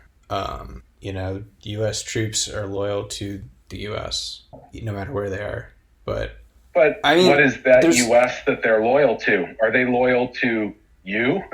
You know, are you the you? You know, it's like who's the real people? You know, like in like a communist country. You know, like when there'd be some rebellion, it would be like, oh well, these aren't the real people. These are some, you know, plants or whatever. You know, you can always make the people you want to kill not people. I don't know. I guess, You know, and like I could be wrong, but I really think it's going to be a war that is going to lead to global collapse. You know, or sorry, not collapse, but there will be another world war. Is how I think our lives will be most directly impacted. But yeah, and I think it'll be a war between countries, even though which countries? I mean, probably a lot of them will get. I don't know. I think a lot of them will get I'm just involved, curious. but I think largely between us and China. Yeah, I don't know. do you think I mean, it'll be an actual physical like confrontation, not like the kind of shadow shit we got going on right now with Africa? Well, think about why would it not be? Because the reward, if China were to win and beat us, is land, resources. Wait. What kind of war? Like a nuclear war? Yeah. Because there's no reward to that, really. It's your country's destroyed and our country's destroyed. I don't think all the country would be destroyed, though, right? Like, all the coastal cities would get nuked, but that's it? I don't know. Maybe not. Where's the country at that point? It's just like now like a city of kind of like a bunch of disparate cities without any kind of capital or anybody to control the country. Well, okay, this might be too science fiction, but I think what could happen is all the coastal cities get nuked, we get defeated in war, and then everybody gets rounded up and displaced, I don't know, sent off somewhere else, but all of the farmland in America in the center is still productive. No, but I'm saying if China attacks us with nuclear weapons, they get attacked with nuclear weapons. So what they have a ton to lose from a war. That's the whole nuclear deterrence is everybody will lose. Well, it's really just I don't know. I mean, if you were able to ensure that one sides were intercepted or unable to fire, if like I think that's what they've been working, 50 years on doing. That's why they have three different. They have nuclear submarines, planes, and missile silos. Like the whole reason nuclear deterrence works is because there's no way that if you attack with a nuke, you're going to survive. Yeah. Well, I think a nuclear mishap is also likely, but I think it's much more likely that it happens because of poor management or an accident, like it almost has several times, rather than somebody saying, all right, we're going to go for it because we think we can get it done here. I don't know. I think, and I could be thinking about hackers too much, but I think it is possible with enough time and resources to infiltrate every missile control system that we have. I mean, if you have the right people in the right places, and if everything could be taken down or even intercepted. I mean, if there was some sort of technology that we didn't have that enabled nuclear interception, right, then you would be safe from it. Yeah. If we lose the technology battle, if we're so completely subsumed, I guess I see before we would ever go to war, I guess to me it seems like, what do you call it? I just feel like internally we would break down. Like maybe it would become a war, but I feel like the only reason it would become a war is because our internal cohesion fails, and because essentially you can't mount a war unless you have, like, a war would almost be the best thing for us. Like a war would help us like reconstitute ourselves to some degree. Like if it was like justified on our side, like if we were attacked, like I feel like there'd be nothing better. Well, I don't think that there's going to be a war in which we get attacked, which is not nuclear. I mean, that would be very strange to me if there was another non-nuclear war between major powers. Yeah. I think, Michael, how do you feel about like nuclear terrorism or like cyber terrorism? That's the stuff that I was reading Yuval Harari's book, and that's the stuff that was really freaking me out. How terrorists really, they don't have right now any power besides to scare people, but with cyber attacks and nuclear terrorism, they actually have real power to do serious damage that isn't just like in people's minds, psychic damage. Who's this guy? That's Yuval Harari, the guy who wrote *Sapiens*. I don't think Michael was a fan very well, but I like that book a lot. Okay, because I read a book. It was about like a history of our recent cyber conflicts, from like North Korea infiltrating like Sony to like Stuxnet. I forget what it was called. It was like Ultimate Weapon, or some New York Times cyber correspondent. Yeah. Who like put it together. But yeah, it was just, I mean, because essentially we're like constantly at war right now. Yeah. But we're able to like publicly not, like none of our politicians are calling it that because they don't want it to be now we got to show that we're not weak sort of shit, you know? Yeah. So maybe that'll be what does us in. I don't know. I think climate change is the number one, and that's something that could cause serious internal struggle if there's a scarcity of resources. Yeah, but I mean that's what I think. I see bringing everything to a head. Right. I mean, because I guess I see these fires to some degree could potentially be, if not a result of climate change, then a result of like our inability to like properly like function with nature or with the natural world. Because like in a certain sense, like Nassim Taleb talks about it, how like our the way that our system is fragile, and that by trying to reduce volatility and control it, we actually create a situation that's like worse, because we allow for like fuel to build up. Kind of he talks about like similar to like forest fires is like the stock market and like our commodity markets, how because it's all kind of fake now, because the markets don't really represent like prosperity in like in a sense outside of like there's numbers and whatnot, but it's not real. It's kind of detached from reality, and a lot of it's kind of made what it is by like the Fed like providing liquidity. Right. You know, because politicians are interested in keeping their jobs or not looking bad. But in a certain sense, it's just not natural. And so if you just can't do it forever. And when things do fail, they fail worse than if you allowed like with nature, like a tree dies, it's not a bad thing. Like even a forest burns, you know, regularly, it's not a bad thing, you know. But like when you prevent a forest from burning for like a long period of time, when it does burn, it burns a lot. You know, and it's just the reason. I just don't know. Like, is that the actual reason that we're seeing this is because of the way we've managed forestry, or to some degree?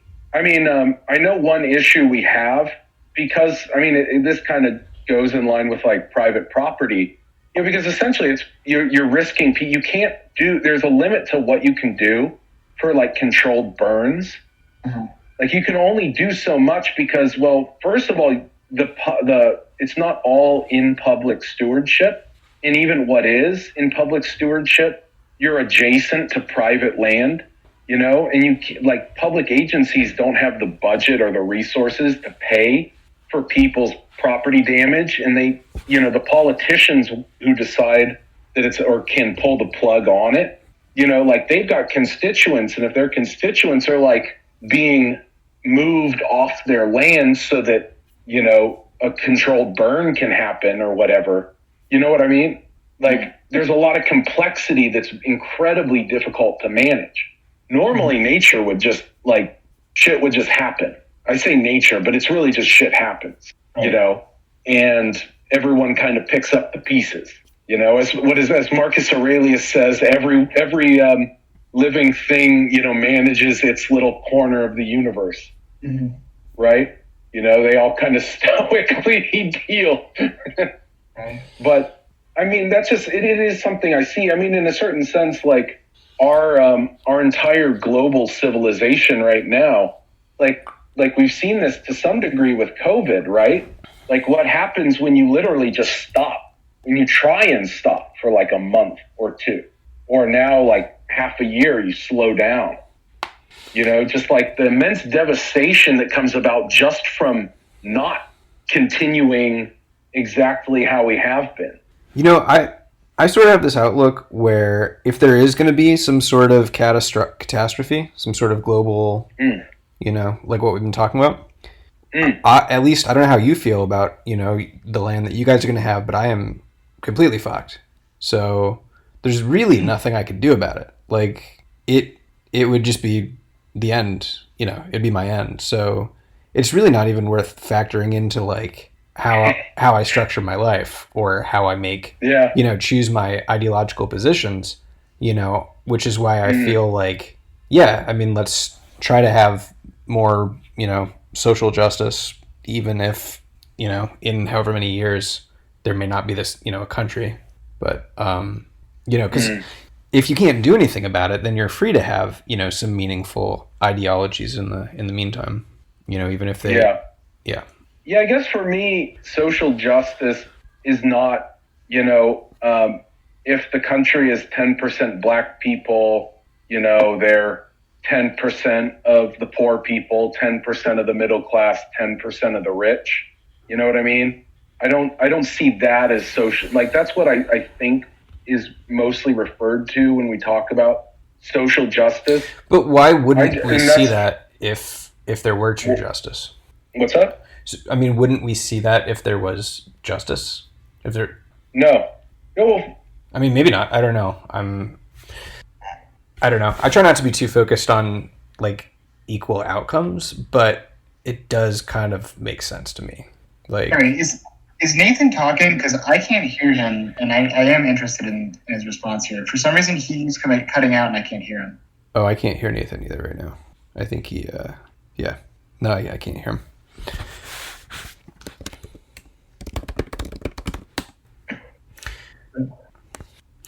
I kind of had this feeling too when I read Nietzsche. That's like, if you do kind of like argue in favor of like slave morality or civilization, you're kind of a sucker. But yeah, I think that's just a feeling like you got to get over. Yeah, I think so too. I don't know. I guess it's tough. I see the merit in his point, but it did come off as kind of gross. Like, I guess there are certain parts of it like they could be cast away. Like maybe like meekness isn't that great, but there are other parts of slave morality that make sense. Like people don't like being treated that way, so they're asking to stop being treated that way. Yeah. I don't know. I think a synthesis is good too. Like I think there is something to be said for a morality that is about being strong and having personal responsibility, but also recognizing what extent personal responsibility actually plays a factor, and what you were born with genetically or like just socially plays a huge factor in your life as well. Right. Yeah.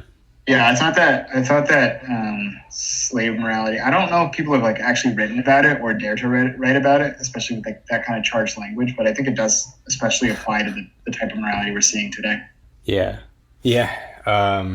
Actually, what I noticed was really similar was they talk about cleanliness in both this and Genealogy of Morals. In Freud? Yeah, it's like chapter 4, I think, where he's talking of 3. He's talking about like just that in civilization we expect things to be clean, and that when we learn that certain things were dirty, we're sort of shocked by it, like how King Louis the 14th stunk, or stuff like that. I don't know, and I thought that was really funny because it's like it's true, and also from Nietzsche's point of view, it's like this obsession with things being clean is this like slave morality. Yeah, I think about a lot like how people didn't brush their teeth until I don't know, like 100 years ago, and how much that must have just stunk to like be near those people. But I guess you'd be used to it, right? Yeah, and I try not to, I don't know, I feel like people who put too much of an emphasis on their appearance are like kind of suckers in a way where it's like there's so much time they could be spent pursuing more meaningful things, but there is like some sort of base level of hygiene that you need. Yeah. Nathan, can you hear us? Oh, now I can hear you, yeah. Okay, yeah, we can hear you now. Yeah, I was just thinking, damn, I was going on my rant so long, it just became, I chased everyone away. What were you saying? Oh, well, I don't know. Where did I break off? I guess my point is class is more important than color. If you benefit poor people, you'll benefit black people. I mean, I think a more intelligent person on this topic than me is Adolf Reed. If you really want a more intelligent position, I'd listen to him rather than me, because he's pretty much where I get a lot from. What's up? Adolf Reed. Adolf Reed. Maybe Adolf Reed Jr. I think he's at University of Pittsburgh. He wrote Class Notes is one of his most recent books. But like he's been canceled recently they call him like a race reductionist. Said that he doesn't acknowledge racism. He just says everything's class. But his point is much more like, well, in effective politics, to make something happen in our political system, you need enough people. You need a large coalition. And there's just no way that black people are going to get anything good if they don't go for a large coalition. I think maybe people are preoccupied with race over class because we feel like there's always going to be class differences, but there doesn't always have to be racial differences. Yeah, I guess that's the thing. It's a lot cheaper to elevate a few black people than to elevate all of them. Yeah, I mean, I guess I don't really know the economics behind it, but I would guess that once you have a certain number, like if you have a strong black middle class, I think it will perpetuate as opposed to like something that you have to prop up. I think it's like there are systems that once we put in place can kind of keep going of their, on their own steam. But Mike, why do you think, I mean, I guess I don't see black people as needing propping up, because I think they're strong human beings, I mean, I'm much more of the model of like remove the boot, Yeah. But I think in a certain sense, our class system, in a certain sense, people are high class because other people are kept low class. Yeah, I guess I just don't know how you treat that, because I think wealth does have a tendency to stratify. Oh, I don't think you do. That's the thing. I to some degree, I'm at the point where I just want us to be schooled not in fantasy, but in reality. Like I think children should leave school knowing like what actually our history is, knowing like that we have to like sometimes like suck a dick, to like get ahead.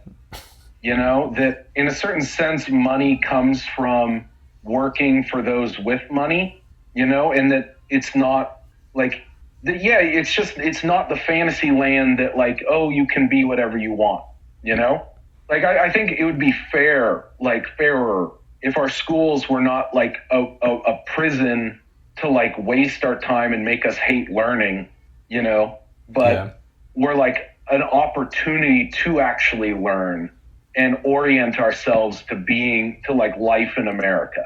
Like you just need what's up? No, go ahead. Finish your thought. I don't want to derail you. Oh, no, that's essentially it. You can jump in anytime. Yeah, no, I mean, I agree with that. I think that our approach to learning is not great. I think I wanted to touch on, it seems just to me that, I don't want to lose this point. Hold on, let me try to remind myself here. Take your time. Yeah. Shoot, what were you saying right before you talked about education? Class. In terms of like stratification and like the fact that we're stratified because of violent oppression to some degree. Like in a certain sense, just like people say abolish the police, but like our system, private property cannot exist without the police. Because I agree with that, and I think that's obviously on the far end of the spectrum of beliefs there. I think the big thing is just that, we have stratification of class and these different classes between races is because, we came to this country 300 years ago and brought people over here that for a few hundred years, couldn't make any money of their own. And I think that scar is always going to be there, just in a wealth disparity sense until we do something to adjust that. And then after that, we can just rely on principles kind of and say like, okay, now we've done some sort of reparation to this damage and people can fend for themselves. People can suck a dick for society or whatever you had said. But I think it's pretty important that we recognize that the reason that it's like this in the first place is because that in our history there was something unfair done, and that I'm not saying like a direct like cash deposit reparation is the way to do it, but you have to do something to adjust for that, or else this group of people is never going to have the same opportunity. Well, I guess I just want to. Sorry, what's up? No, I said go ahead. Well, I guess what I see is like I guess I don't buy that model of like that is like what's happening, or in the sense that how to say this? Well, in the same like why. Like, you don't think it's right to like send black people back to Africa, or like even say once the slaves were free, it was not right to send them back, right? No. Or it's not even better for them to go back, right? Right. Because like I don't believe that, like because in a certain sense, like yes, that was a violent wrong, but it was also an opportunity. Like, like Malcolm X, like Malcolm X, he didn't go, it wasn't like Malcolm and then like insert my original name, it was X. It was like, no, like we're cut off from that past. We've been cut, but like there's an opportunity in that too. Like I was me and Michael were talking last, was it 2 weeks ago? When like we just kind of had a little talk. What was the last book we did? I think it was Descartes. Yeah, but because it's essentially, like there's a lot of talk now about how like, and it's kind of talked down as like how, we're like the imperialist, but like to some degree, imperialism is like freeing to like the lower classes of the areas that we colonize, right? Like to some degree, like to the degree that people are incorporated in say like a global market, like the market is bigger than their caste system or whatever their traditional repressive apparatus was, And so like the upper class of our colonized places may be like really pissed off, like I think it was Penn and Jillette made the point that like, the Dalai Lama just wants his slaves back, because like in a certain sense, he's like the king who got kicked out of his kingdom. And he wants to go back to being to having this like nice harmonious society that he sits on top of. But it's kind of like, well, fuck you, like we're giving your people a better shot, on some level. And so like, maybe yes, people deserve a chance, but I guess I see the chance or like our actual systems of like how resources are meted out. Like that has much more to do with like how money is distributed. It's much more to do with like, okay, well, like it's banking and insurance. And like no one ever talks about that. No one really talks about how insurance, like actuary tables and like statistics are like a repressive way of keeping us in the past and like reinforcing the past, right? Because like in a certain sense, statistics and actuary tables always draw their data from the past, but we never talk about, well, like why things were that way in the past. Like we talk about, black people are poor and violent. And it's like, and so then like that's captured in statistics and then it's acted on as a neutral thing, but it's not really neutral at all. It's like, and then of course it's reinforced by, you get enhanced policing, you get, and so you get all these things. And I just don't see that. Okay. In a certain sense, that's natural. Let me go. Yeah. 'Cause you had said, places that are colonized end up integrated in, global society, and they're a little better off in some ways. But if there was a, uncolonized place today, like take Papua New Guinea, for example. There is no uncolonized place, Mike. Well, Papua New Guinea is pretty fucking remote. Even in the depths of the Amazon. Well, think about Papua New Guinea. Like, even in New Guinea, they've got like cargo cults because like our manufactured goods wash up on the beach. That It's is kinda not the the gods same. must be crazy. That's not the same as that, colonizing. Mike? That's not the same as colonizing them. Like if we're saying, should No, we? you've got anthropologists coming around. That's different. like They they're they still a have little bit. okay, a little bit, but not much. But my question, I think, will still stand. Do you think that we should try to integrate them more into global society? And I suspect the answer, most people would say no. And so I think what that shows is that it's not unequivocally good to have been integrated in this global society. And what we've done by taking slaves out of Africa and bringing them to the U.S., sure, it's not good to send them back afterwards, but that's not the same as saying it's, their situation has improved. It's basically we're trying it has, though. I I think that you I'm I think that you can't put it back. Patrice O'Neill for this one. Yeah. Patrice O'Neill I don't know. had a bit. I think that there is still some justice that's owed because I don't think it is as simple as sending them back, and I don't think it's as simple as saying that their condition is better than it was. Solely because no, Mike, I'm not saying to send them back. What I'm saying is I'm trying to use that as an example of that the kind of ridiculousness of like righting the original wrong. Like I just don't even think well, I think the cat's out of the bag on that one. Oh, but Mike, here's maybe the more important thing is, in a certain sense, we're talking about like we're kind of like making a model, and we're kind of like in a certain sense, it's like we're setting up an equation. I feel this as being like a utilitarian sort of like, okay, like who are the different people in this like utilitarian calculation? Mm-hmm. You know what I mean? In terms of this justice we're talking about. But I think the most important thing is like there is no justice. Like justice, in the world that we actually live in, there there are people above justice. The people who meet justice upon, like in a certain sense, justice only exists for the lower classes.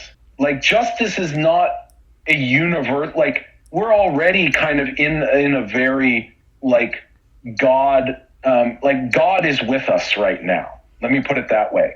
Like we're trying to take this like divine perspective that we have no right taking and we cannot take.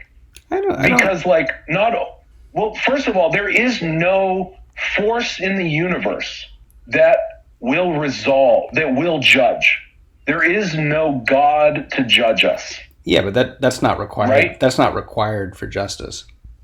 In a certain sense, it is, because or at least in this sort of like, in the sense of talking about justice, in this like what should be done to like right a historical wrong, like we're already like smack dab, Judeo-Christianity here, literally like for whom, towards what, like it's sort of ridiculous is what I want to say, because what's going to happen is the strong will do what they will, and we'll like shuffle around.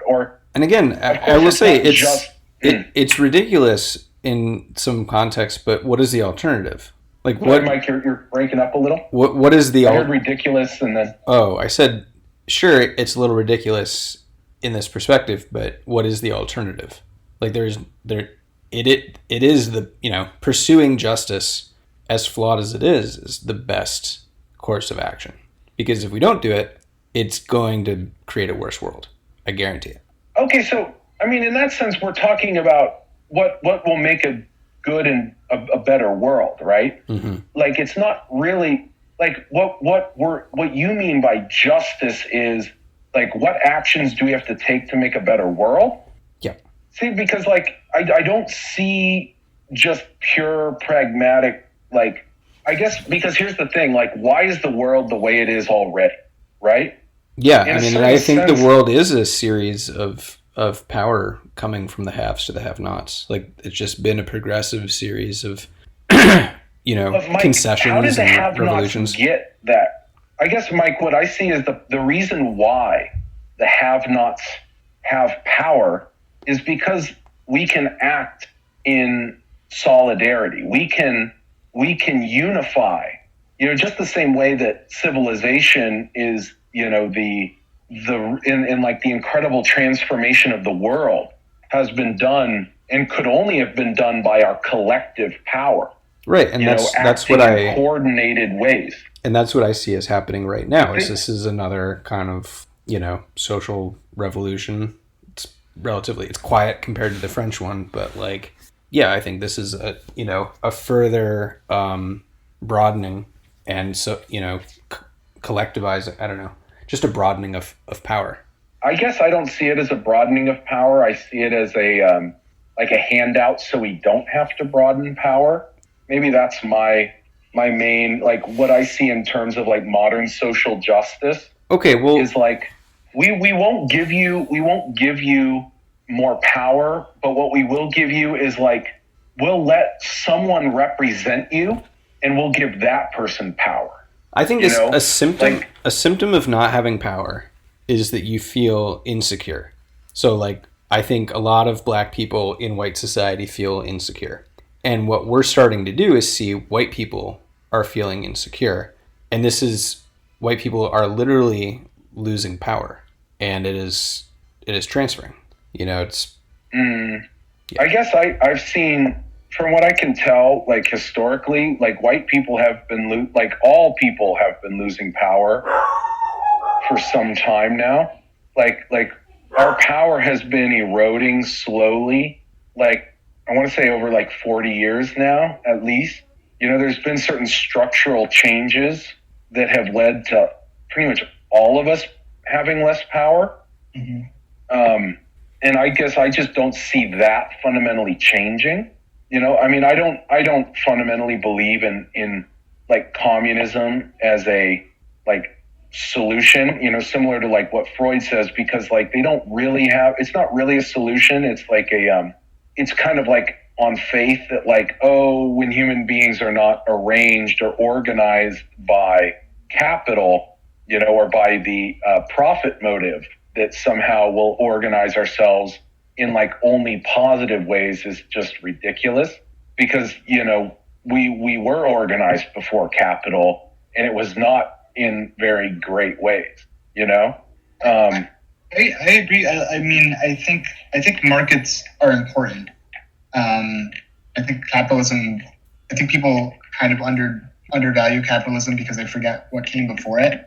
But I don't think you'll have to resort to communism or even like full on socialism to just kind of like right certain wrongs. It just seems like so obvious to me that you have one group of people that benefited from a social wrong 150 years ago, and one group of people that were hurt by it, and the legacy is like still so clearly there. Like, it only makes sense to me to find some way to redistribute that, just so that at least the people in your country are on the same playing field, like from birth. I guess what the force I see with why the wrong is kept there, like, I feel like there's, I guess maybe this is my own personal suspicion. I feel a lot of how it is kept there is through mechanisms such as insurance, like I see insurance as being an incredibly powerful, I see it as being one of the greatest powers in our society. Interesting. In a certain sense, because it doesn't, as like Nassim Taleb has elaborated, it doesn't actually work because the fat tails are too big, because essentially you can't prevent or the gains throughout time, in the like, because essentially it's like you pay now, and then like when a disaster comes, like you're covered, kind of. Mm. Like that fundamental model doesn't work because the disaster is too big, and it doesn't just happen in one little place. Like, because especially how our global civilization is connected, everything, like, problems propagate. You don't really just have isolated problems like, say, a tree falling in the forest. Like our market crash was made worse in 2007, 2008 because of these insurance policies. In fact, what is it? Like, the insurance policies actually lost more than the actual, like if they just bought the assets, it would have been cheaper than actually having to bail out all the like financial derivative, and like insurance policies on all this shit. Like if like you could have, for less money, you could have just bought everyone. You could have just bought everyone who couldn't pay for their house, and everything would have been fine. It would have resolved everything. The problem is who would have benefited, Like, so it's not really, what's up? Is your take on insurance that we should structure it differently in the country, or that it shouldn't be a thing? Well, I think if we didn't bail it out, I think it would resolve itself. I think the fundamental problem, but here is the thing though. It's central because we don't really exist in a capitalist economy, fundamentally.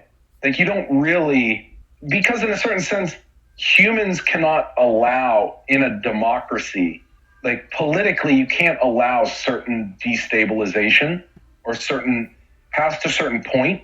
Like, so you will always end up with so you can't truly subordinate yourself to the market, fundamentally, because you will, as soon as the market turns against you, you will ally with other people in such a way as to turn it to benefit you, but not necessarily by being productive through the market, but rather by, say, violence or, somehow changing it so that you don't fall, I guess. And essentially it's the older way of, how things have been, with aristocracy and feudalism.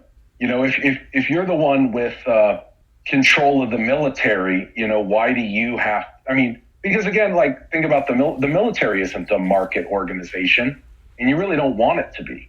Or it like, how would a market military function? That's almost like more horrific, than it already is. Like, I don't think you want think of, It worked out pretty well for Carthage. Worked for Carthage? For a bit. Yeah, I don't know. It's just, in a certain sense, I guess I just always, like, Peter Thiel has left a real impression. Like, we have these stories about, like, the market, and, like, the market's supposed to benefit us because of competition. Mm-hmm. But no one in the market wants competition. Like, your incentive, if you're a capitalist, is to reduce competition. Like, you want a monopoly, like nothing, like, and essentially if you're in a competitive, and, Peter Thiel talks about it, how anyone in a competitive marketplace talks about themselves as being like individual and being a very unique product, especially like restaurants, like, oh, we're the only like Mexican, Korean fusion food cart, Mm-hmm.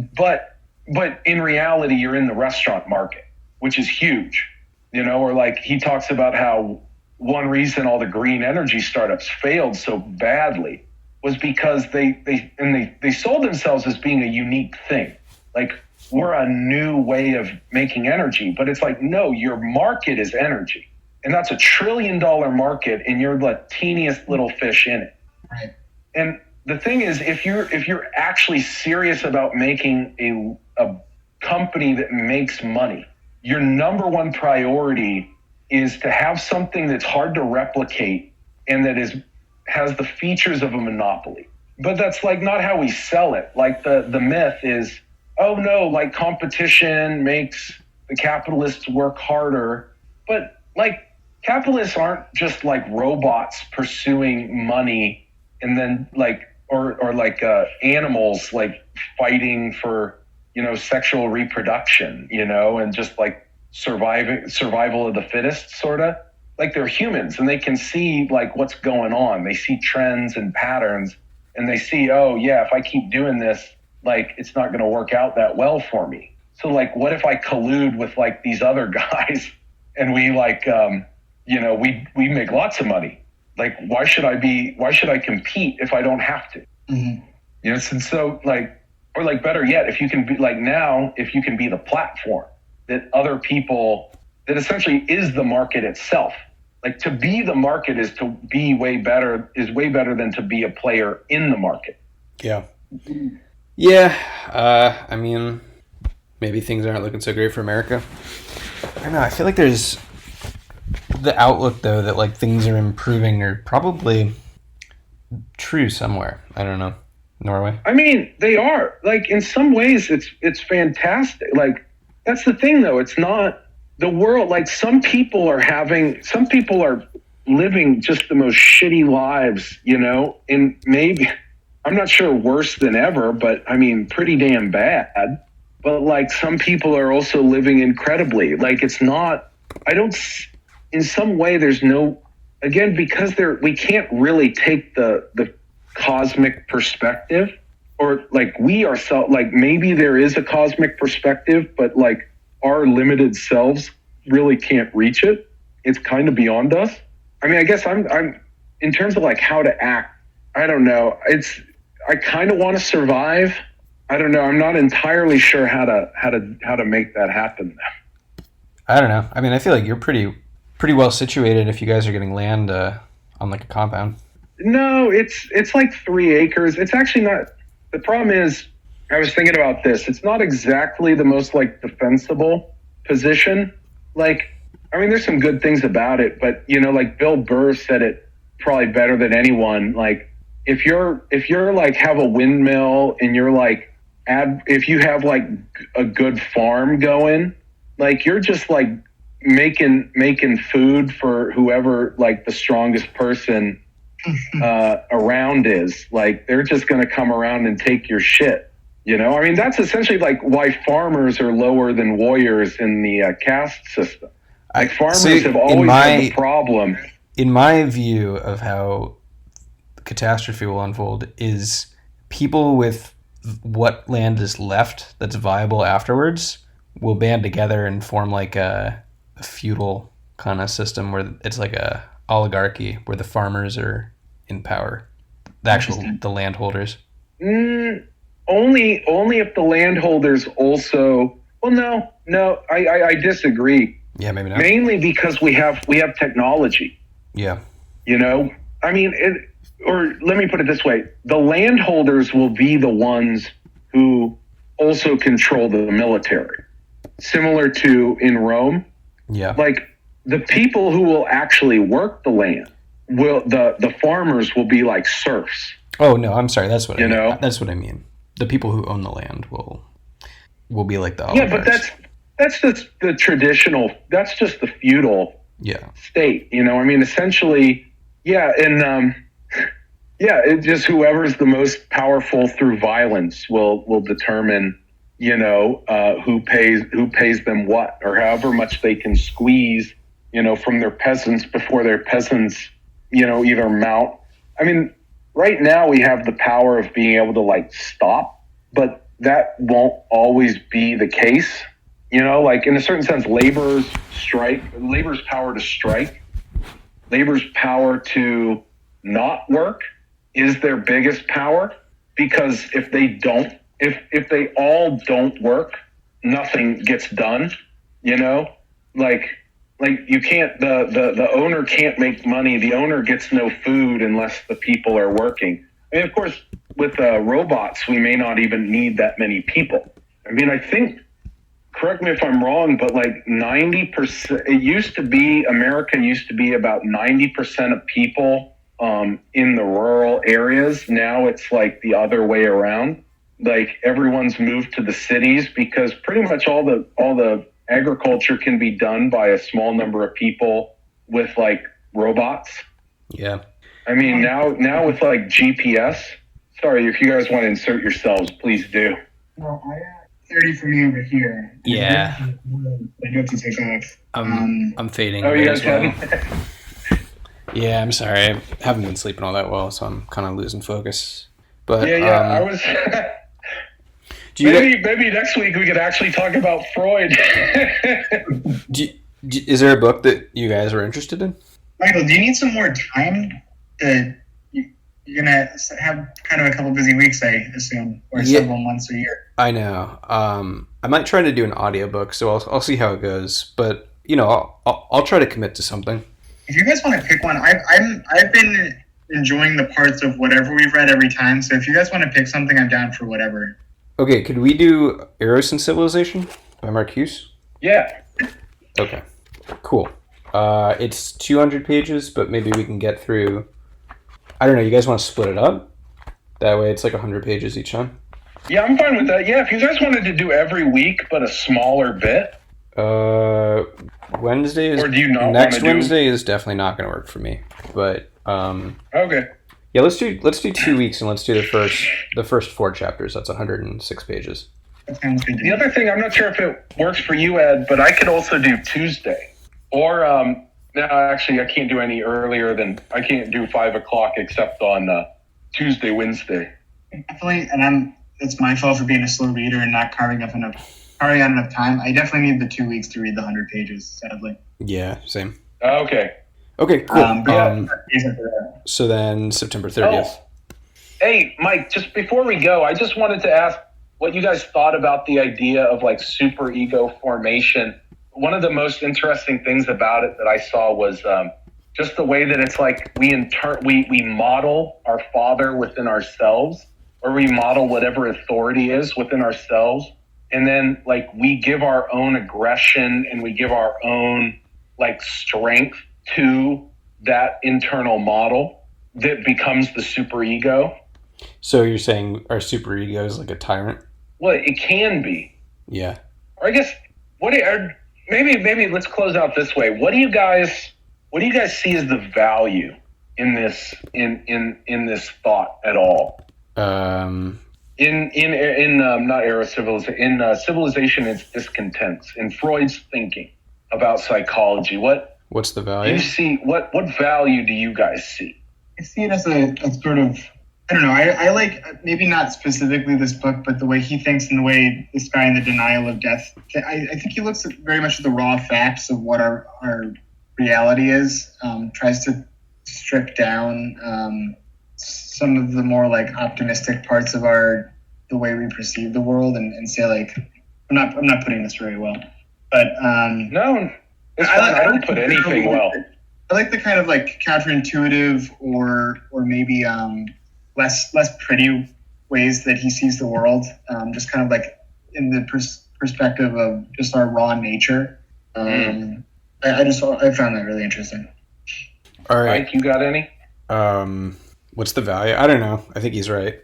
It's hard for me to say what the value is, but I think I read Freud at a very formative time in my life, so I think I've kind of just internalized a lot of what he said is how things work. You see him as a father figure to you? As a what? A father figure? Actually, I think of him more as a mother, an intellectual mother. Freud's. Yeah. All right. Good night, guys. Yeah, it's funny. Talk to you soon. Maybe. Bye.